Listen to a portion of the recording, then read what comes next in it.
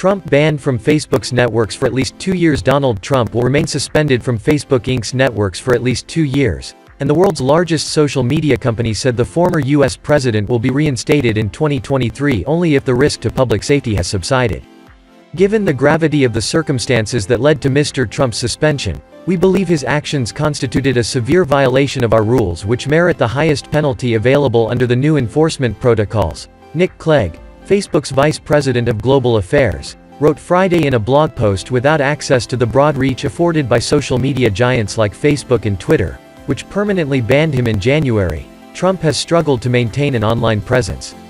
He shut down his blog like, From the Desk of Donald J. Trump website this week, though he frequently sends out several press statements a day, often targeted at fellow Republicans he believes are insufficiently loyal.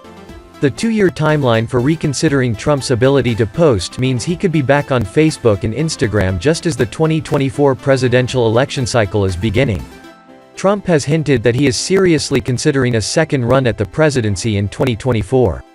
When the suspension is eventually lifted, there will be a strict set of rapidly escalating sanctions that will be triggered if Mr. Trump commits further violations in future, up to and including permanent removal of his pages and accounts, Clegg said in the post. In a statement, Trump said the decision by Facebook was an insult to the record-setting 75 million people, plus many others, who voted for us in the 2020 rigged presidential election. Trump is planning to revive his rallies this summer to keep in the public eye. Read more. Trump's rally revival leaves some fearing a revenge tour. Facebook announced the decision as part of a response to criticism from its Independent Content Oversight Board, a group of outside lawyers, journalists and experts convened to weigh in on the most challenging content moderation questions. In May, the panel upheld Facebook's freeze of Trump's accounts over his posts that helped fuel a deadly riot at the U.S. Capitol on January 6. The board agreed with the suspension, given the seriousness of the violations and the ongoing risk of violence.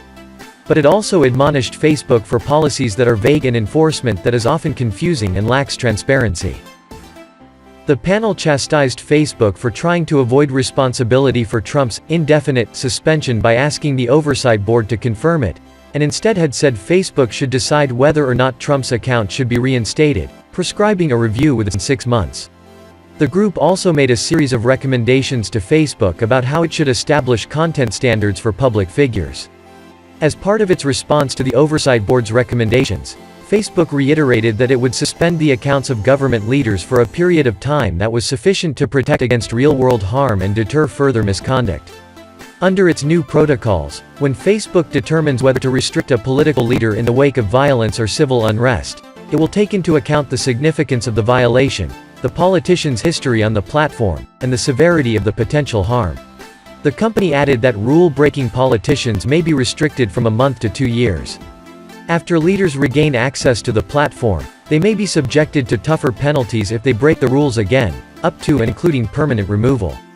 In establishing the 2-year sanction for severe violations, we considered the need for it to be long enough to allow a safe period of time after the acts of incitement, to be significant enough to be a deterrent to Mr. Trump and others from committing such severe violations in future, and to be proportionate to the gravity of the violation itself, Clegg wrote. Menlo Park, California-based Facebook also agreed to shorten the deliberation process on content moderation decisions in high-risk situations, such as elections and large-scale protests.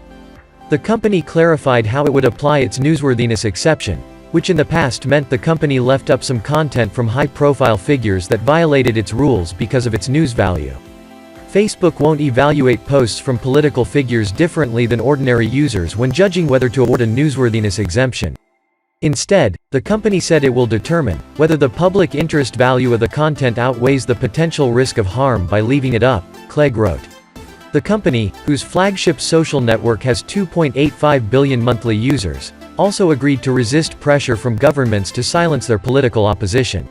The Oversight Board said in a statement that would review Facebook's response and offer further comment once this review is complete.